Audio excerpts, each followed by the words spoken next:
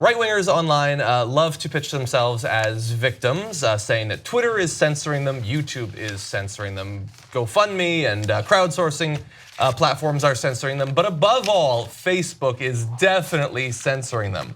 And we recently had Diamond and Silk, two pro-Trump women before Congress, talking about how their page had been shut down, which of course it hadn't.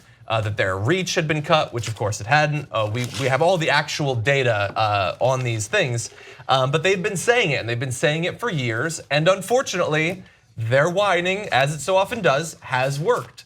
Axios reported on May 2nd that Facebook is gonna be bringing on lobbyist and former Arizona Republican Senator Jon Kyl to advise the company regarding claims of conservative bias on its platform. The effort will not include any liberals. Additionally, Facebook executives will be receiving advice from the conservative think tank Heritage Foundation on the supposed anti-conservative bias. So they are not biased against conservatives. All of the data shows it, but they're gonna bring all of these conservative individuals and think tanks in, and what do you think the outcome of that will be? It will be bias, but not against conservatives. If you are actually neutral, or at least screwing over everyone equally, and then you bring in a bunch of conservatives, the only outcome is moving against liberals. So I often defend the social media platforms, and I always give the caveat that, look, these guys are our partners too. Let's keep it real. We're on Google, we're on YouTube and Facebook, etc. I'm not going to defend Facebook on this. They have a really hard job. You know, they get accused of having a liberal bias.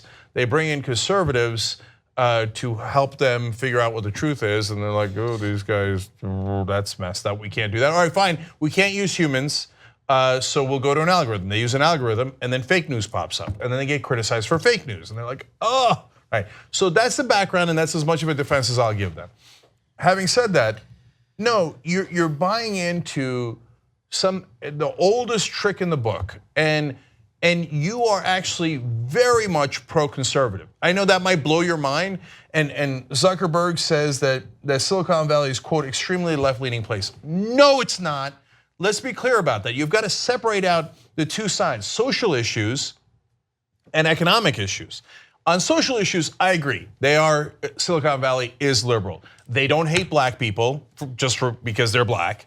They don't hate gay people just because they're gay. And so, yes, that is true. And I know that drives a lot of conservatives crazy. So they might say, no. Blacks and Latinos, we don't hate them. You're being super unfair. I mean, Latinos shouldn't come into the country. They're dirty and they're bringing in crime, etc. And Obama was not really an American, and etc. But no, you're being unfair. And gay people shouldn't have the same rights as straight people. But what do you mean we hate? So yes, Silicon Valley does not agree with your bigotry. Okay, good. And you shouldn't. You shouldn't be balanced on that. That's insanity, right? Now, on economic issues, no, Silicon Valley is very conservative. Most of the companies don't even pay their taxes. Yes, they find legal ways to do that, giant loopholes.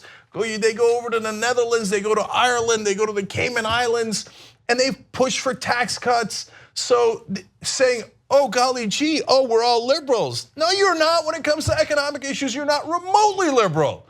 And so then what do they do?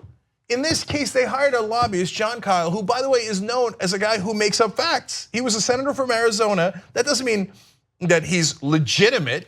He's the guy who's among many, but he wrote a letter to the Washington Post saying Saddam Hussein is the one who did 9/11. That was a gigantic lie. That's almost the definition of fake news. And that led us to going into Iraq and one of the worst decisions the American government has ever made. And now that guy's in charge of telling us what fake news is? And by the way, that's among the many things that Jon Kyl has said wrong on purpose. He's the one that said the total fabrication about Planned Parenthood and how all they do is abortions basically, etc.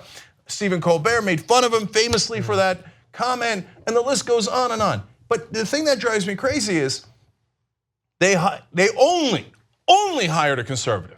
They did not hire a liberal. They're like, we don't need liberals. We don't need liberals. All we have to do is appease the conservatives. Well, you know what that makes you? A conservative. If your idea of balance is only conservatives and no liberals, that doesn't make you a liberal, that makes you a conservative.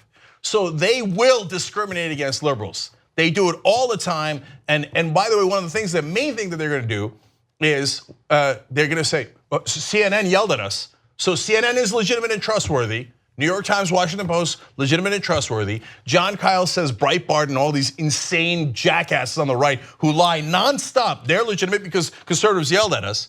But if you're, God help you, if you're a progressive and you're independent, they're coming for you. And so does that include us? I don't know. We're the largest online news show on the planet.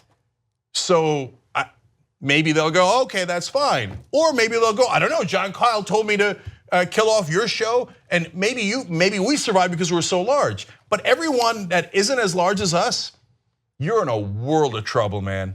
All of those progressive outlets, they just hired John Kyle to kill you. I don't mean literally, of course, physically, but I mean to kill off any traffic you might have on Facebook, etc. They get it through your thick skull. You have a conservative economic bias, not a liberal one. I mean, they're data companies, and they are so focused on data in many, many ways. But they also don't like to get picked on.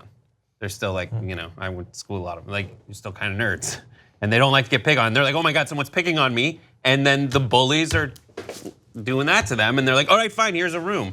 Let's have a meeting. Do it. Just stop picking on me. And that's how this happens. And it reinforces that kind of behavior. It shows people that your tactic of intimidating Facebook is working. And they need to stop. It's very frustrating. It's this idea that facts don't matter as much as complaints do. And we see it, unfortunately, in local news a lot. Like we saw it in the coverage of how we covered Colin Kaepernick kneeling. Facts don't matter as much as complaints do. We saw it in the reaction to the White House Correspondents' Dinner. Facts didn't matter as much as the complaints did. It became this entire story about how she was bashing this woman's looks. And initially, I feel like a lot of people watched it and were like, never thought that at all. And here it is again. Facts don't matter as much as complaints do. It happens everywhere. And they're in it because they're an advertising company. And you guys are all right. You think it's going to make the complaints go away? No, it's going to make the complaints double. Why? Because it worked. And so you'll then lean more heavily conservative. And that's why conservatives are professional crybabies. They literally do it on purpose. So they get triggered. And they need a safe space. So they're like, Facebook, you need to create a safe space. It's categorically, empirically not true that Diamond and Silk were discriminated by Facebook. And by the way, they went on Fox News after it was proven that Facebook not only did not discriminate against them, but sent them a letter saying, how can we help? And they went on Fox News and said, they never sent us a letter. You know what that is? That's fake news.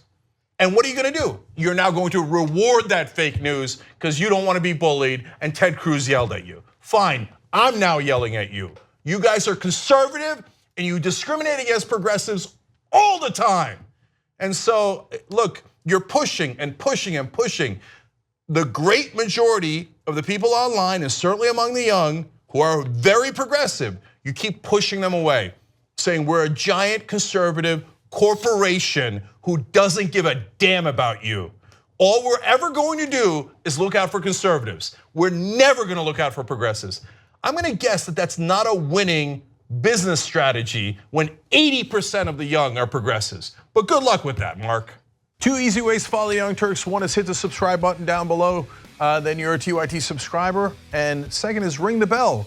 And when you do that on YouTube, you're notified of our videos.